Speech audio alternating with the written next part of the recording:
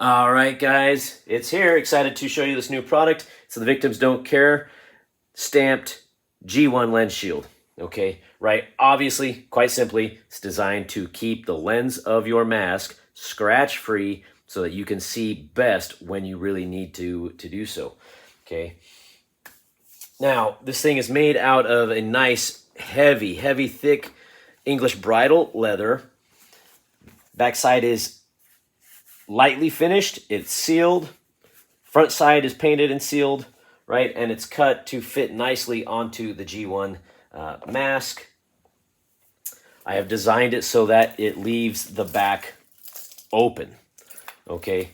I've done that because when I was working, I really enjoyed being able to put this mask on, keep it just covered always, unless I was actually working and needed it. But I would leave my lens cover on in the mornings, doing my pack checks. I would don the mask, find myself blindfolded, and be able to run through my emergency procedures, touch things, feel things, make sure I really had a solid development of the muscle memory that I needed. And you can use it for other blackout trainings as well. As always, right, do so safely with a safety supervisor or somebody to make sure you're not going to do something dangerous when you're blind and go crawling around.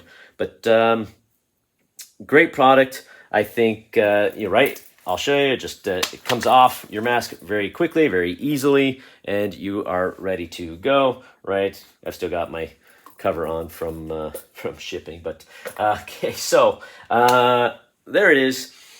Let's cover, though, for you a couple additional things.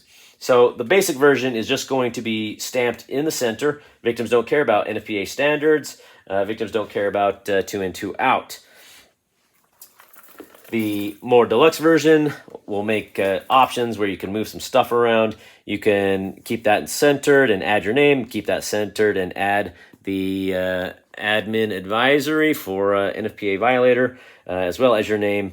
Put a few different location options for those for you. Painting that advisory label is a bit of a bear, so right, each of those will just come with their own little bit of a price bump, okay, for the time it takes additionally to do those things. Let's cover putting the mask cover on, right? Normally, a lot of makers make it so that a snap does go across from the corner of the lens around the backside to the opposite side of the lens cover. And right, makes it so you can't wear it when you're training and those kind of things, albeit probably a little bit more simple to put back onto the mask. So here's what you need to know about putting this thing on your mask. Your G1 has a nice little nub right there. I make sure that my lens is nice and centered, and then I capture those nubs. Your cordage is going to have a nice firm plastic piece here. That's the shrink wrap. Under the shrink wrap, not only is there adhesive, but there's a clasp that firmly binds 2 ends together. But I'm going to take that, I'm going to push that behind right there. I'm going to capture the nub on the top and push the top end up. I'm going to go to the opposite side, make sure I do the same thing. Okay. Then I am left with my 2 vertical posts here, I'll call them, right? Those guys there. I'm going to take each one of those and snugly place it back behind the that nub. Yeah, technical term, that nub. Okay, same side on this one. See that there? So now what that has done is it does a couple things. It makes sure that my lens cover is pretty tight to the mask. It also minimizes the amount of cordage that I have running between the mask, the lens shield, and the mask itself. Okay, so there's very little rubbing or actual contact of the cordage to the lens. It's all more on this superficial side. I wanted that to be a thing, and in general, I think this is a good design, and I hope that you will enjoy it. All right, thanks. All right, guys, thanks for watching the video.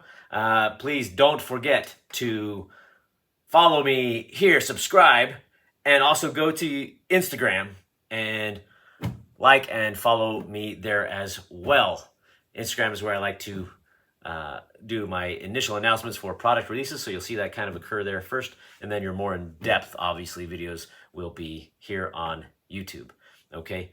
I only can do some of these things as long as I have your support, not only in the form of orders, but it does help so much, the follows and the likes and the subscriptions. So please keep that up. If you like the Victims Don't Care line of products, do yourself a favor and either go through my own website to get to Black Smoke Sticker Company.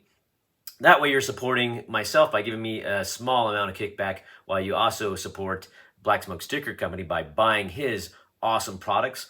Or, hell, go right to his website and help yourself. He's a great guy with a great company who's also trying to do great things for firefighters and setting a great example to be followed by gentlemen like myself who also want to run a company that is more than just profit-minded and cranking out the next thing for sale, but also finding ways to contribute to the fire service community.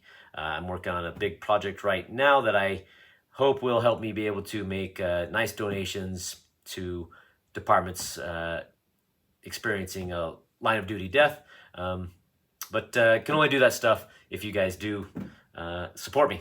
So thank you very much. Stay aggressive out there. Thanks.